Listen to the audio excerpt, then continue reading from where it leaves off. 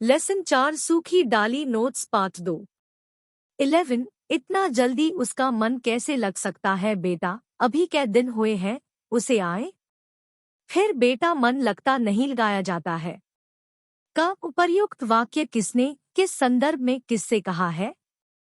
उत्तर उपर्युक्त वाक्य दादा मूलराज ने अपने पोते परेश को तब कहा जब उसने बहुत झिझक के साथ दादा को बताया कि इस घर में उसकी पत्नी बेला का मन नहीं लगता।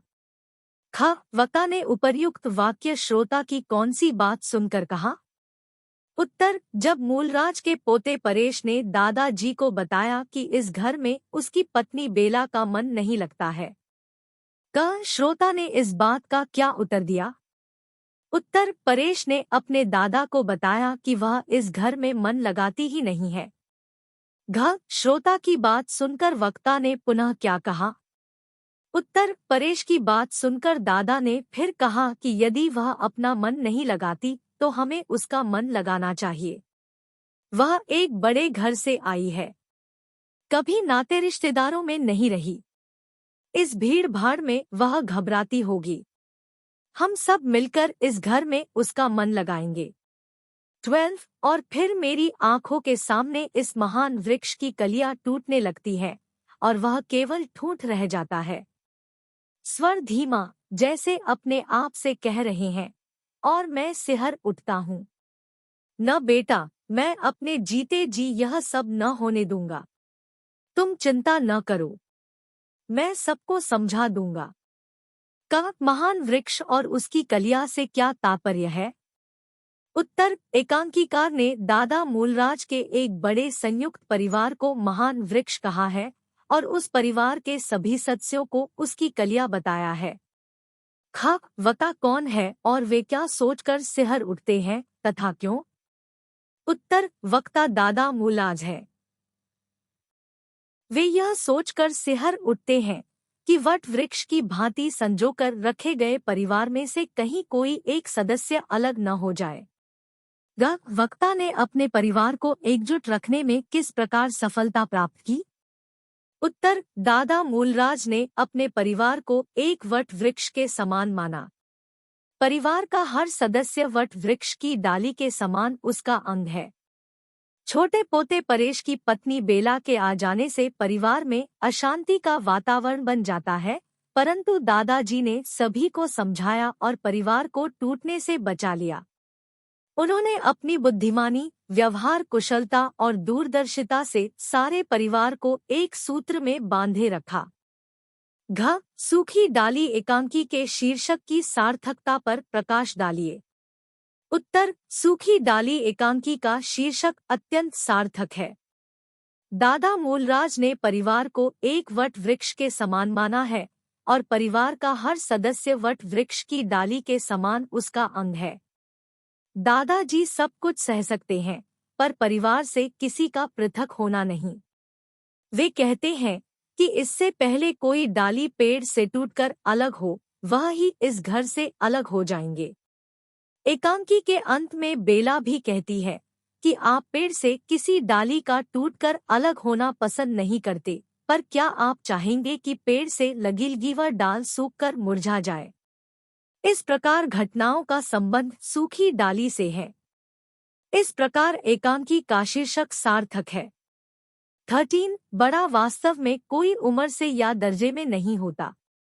बड़ा तो बुद्धि से होता है, योग्यता से होता है।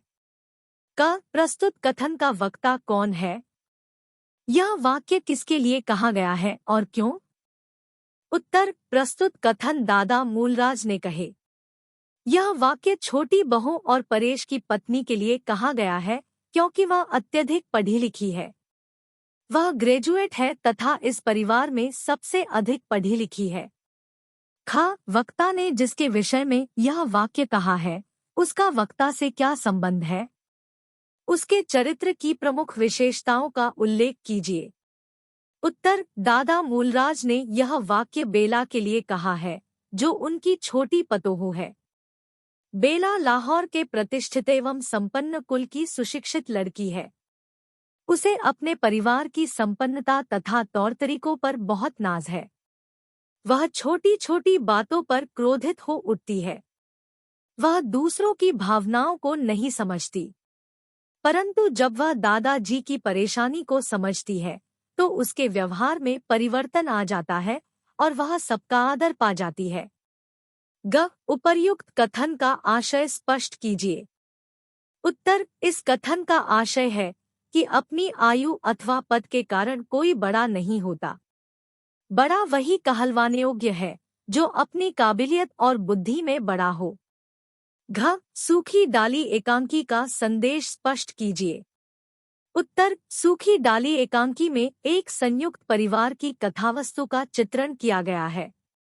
एकांकीकार का उद्देश्य यह चित्रित करना है कि यदि परिवार का मुखिया दूरदर्शी, बुद्धिमान तथा व्यवहार कुशल हो तो परिवार के सदस्यों के विचारों एवं स्वभाव में भिन्नता होते हुए भी वे सब एकता की डोर से बंधे रहते हैं।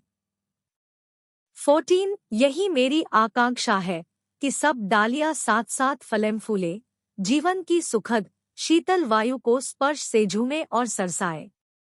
विटप से अलग होने वाली डाली की कल्पना ही मुझे सेहरा देती है। वक्ता और श्रोता कौन है? कथन का संदर्भ स्पष्ट कीजिए। उत्तर, उपर्युक्त कथन दादा मूलराज ने अपनी पोती इंदु से तब कहे जब उन्हें पता चलता है कि छोटी बहू बेला का मन इस परिवार में नहीं लग रहा है। वे चाहते हैं कि कोई इस कुटुंब से अलग न हो, इसलिए वे परिवार के सभी सदस्यों को अपने पास बुलाते हैं। वे इंदु और मंझली बहू से कहते हैं कि उन्हें बेला की भी हंसी नहीं उड़ानी चाहिए, उससे कभी लड़ना नहीं चाहिए, बल्कि उसका सम्मान करना चाहिए। इनके फलने फूलने से वक्ता का क्या आशय है? उत्तर, जिस प्रकार एक पेड़ की डालियां जब फलती फूलती है, अर्थात जब उनका विकास होता है, तभी उस पेड़ का अस्तित्व होता है, उसी प्रकार जब एक परिवार के सभी बड़े और छोटे सदस्य मिलजुल कर रहते हैं, प्रसन्न रहते हैं तथा जीवन में विकास करते हैं, तभी उस परिवार का भी अस्तित्व बना रहता है। दादा मूलराज भी चाहते हैं कि उनके परिवार के सभी सदस्य मिलजुल कर प्रसन्नता पूर्वक एक साथ रहें। श्रोता के चरित्र की विशेषताओं का उल्लेख कीजिए। उत्तर, इंदु दादा मूलराज की पोती है, जिसे कि परिवार में सबसे अधिक पढ़ा लिखा समझा जाता है। उसने हाई स्कूल में बड़ी सफलतापूर्वक शिक्षा प्राप्त की है। घर में उसकी बहुत चलती है। दादा भी अपनी इस पोती को बहुत प्यार करते हैं। वह बहुत समझदार है। दादाजी के समझाने पर वह उनसे क्षमा मांग लेती है और भविष्य में मौका न देने का वादा करती है। वक्ता के चरित्र की विशेषताओं का उल्लेख कीजिए। उत्तर, वक्ता परिवार के मुखिया दादाजी हैं, जिनका नाम मूलराज है, और श्रोता उनका मंझला बेटा करमचंद है। वक्ता दादा मूलराज ने अपने परिवार को एक वट वृक्ष की भांति संजोकर रखा है। उन्होंने अपनी परिश्रमशीलता, दूरदर्शिता एवं लगन के कारण अपनी जमीन को 10 गुना बढ़ाया। जब उन्हें परेश के अलग होने की संभावना का पता चलता है, तो वे अत्यंत बुद्धिमानी, सूझबूझ और व्यवहार कुशलता से स्थिति को संभाल लेते हैं। यद्यपि पूरे परिवार पर उनका नियंत्रण है, तथापि उन्हें तानाशाह नहीं कहा जा सकता। 15 मैं किन लोगों में आ गई हूँ? ये कैसे लोग हैं? कुछ भी तो समझ नहीं सकी। आज कुछ है, कल कुछ। पल में तोला, पल में माशा। इनका कुछ भी तो पता नहीं चलता। गर्म होते हैं तो आग बन जाते हैं, और नर्म होते हैं तो मोम से भी कोमल दिखाई देते हैं। आज जिस बात को बुरा कहते हैं, कल उसी की प्रशंसा करते हैं। वक्ता और श्रोता कौन कौन है? उनका परिचय दीजिए। उत्तर, उपर्युक्त कथन की वक्ता और श्रोता बेला है। वह अपने आप से ही कह रही है। बेला दादा मूलराज के पोते परेश की पत्नी है। वह परिवार की सबसे छोटी बहू है। पल में तोला, पल में माशा वाक्यांश का आशय स्पष्ट कीजिए।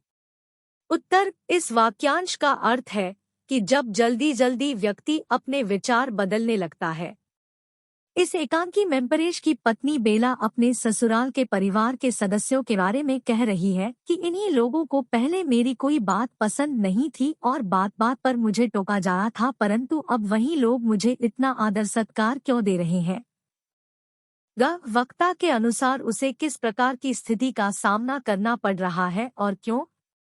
उत्तर, बेला के अनुसार उसे अजीब तरह की स्थिति का सामना करना पड़ रहा है। पहले परिवार के वही सदस्य उसका निरादर करते थे, उसकी हंसी उड़ाया करते थे, परंतु अब उन्हीं सदस्यों का व्यवहार इस हद तक बदल गया कि वे बेला को जरूरत से ज्यादा सम्मान देने लगे। इसी कारण वह फिर से स्वयं को उपेक्षित महसूस करने लगी थी। बेला के चरित्र की विशेषताओं का उल्लेख कीजिए। उत्तर, छोटी बहू दादा मूलराज के पोते परेश की पत्नी है। वह परिवार की सबसे छोटी बहू है। उसे अपने मायके परिवार की संपन्नता तथा तौर तरीकों पर नाज है। वह छोटी छोटी बातों पर क्रोधित हो उठती है। वह दूसरों की भावनाओं को नहीं समझती, परंतु जब वह दादाजी की परेशानी को समझती है तो उसके व्यवहार में परिवर्तन आ जाता है और वह सबका आदर पा जाती है। 16 मैंने एक अनुभवी नौकरानी खोज लाने के लिए कह दिया है, जो नए फैशन के बड़े घरों में काम कर चुकी हो। बेला ने इंदु से नौकरानी के बारे में क्या कहा था? उत्तर, बेला ने परिवार में पिछले 10 वर्षों से काम करती आ रही मिश्रानी रजवा को यह कहकर काम से हटा दिया कि उसे काम करना नहीं आता। इंदु के इस बारे में पूछने पर बेला ने कहा कि न जाने तुम लोग इन फूहड़ नौकरों से किस तरह गुजारा कर लेते हो। मेरे मायके में तो ऐसी गवार मिश्रानी 2 दिन छोड़ दोगड़ी भी न टिकती। उपर्युक्त वाक्य किसने किससे कहा था? उत्तर, उपर्युक्त वाक्य मंजली भाभी ने बेला से कहा था। वक्ता ने नौकरों के संबंध में दादाजी की किस बात का उल्लेख किया? उत्तर, मंजली भाभी ने बेला को बताया कि वास्तव में दादाजी पुराने नौकरों के हक में हैं। वे ईमानदार, सच्चे और विश्वसनीय होते हैं। वक्ता ने रजवा के संबंध में बेला को क्या बताया तथा बेला को क्या सुझाव दिया? उत्तर, मंजली भाभी ने रजवा के संबंध में बेला को बताया कि हमारे घर में नौकर पीढ़ी दर पीढ़ी काम करते आ रहे हैं। इस रजवा की सास भी यही काम करती थी, अब रजवा की बहू भी यही काम करती है। तुम रजवा की बहू को ही अपने पास रख लो। उसकी उम्र भी कम है और वह काम भी जल्दी सीख जाएगी। 17 आप मुझे क्यों कांटों में घसीटती है? आप मेरे साथ क्यों परायों का सा व्यवहार करती है? वक्ता और श्रोता कौन कौन है? दोनों का परिचय दीजिए। उत्तर, वक्ता बेला है और श्रोता बड़ी बहू है। बेला दादा मूलराज के पोते परेश की पत्नी है। वह परिवार की सबसे छोटी बहू है। वह बात बात पर अपने मायके परिवार का बड़पन दिखाती है। बड़ी भाभी परिवार की सबसे बड़ी बहू है, जो कि बहुत ही सीधी सादी महिला है। कांटों में घसीटने का आशय एवं संदर्भ स्पष्ट कीजिए। उत्तर, कांटों में घसीटना मुहावरे का अर्थ है संकट में डालना।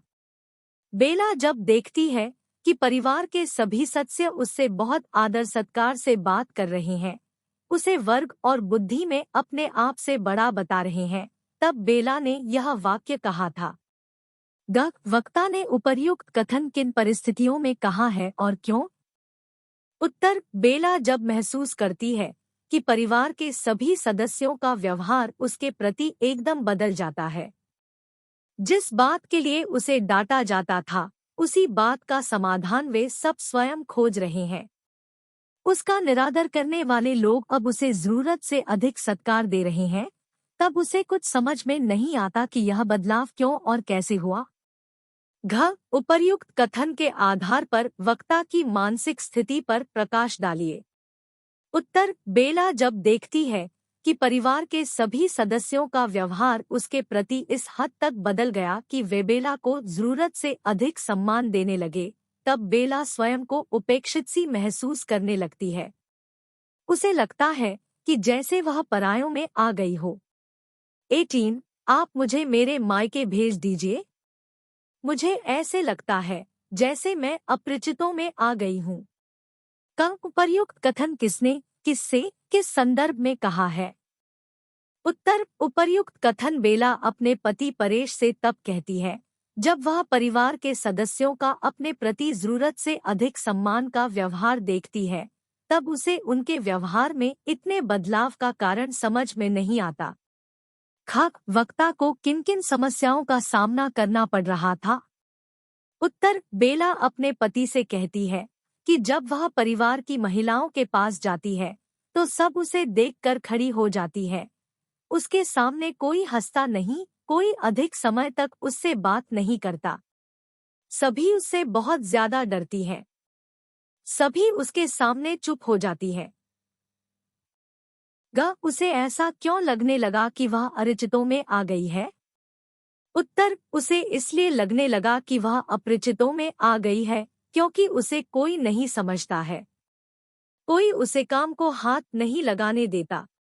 सभी उसका इस प्रकार आदर करते हैं जैसे वही घर में सबसे बड़ी हो। किसी में उसे अपनेपन का एहसास नहीं होता। वक्ता की बात सुनकर श्रोता ने क्या उत्तर दिया? उत्तर बेला की बात सुनकर उसका पति कहता है कि उसे समझ में नहीं आ रहा कि वह क्या चाहती है।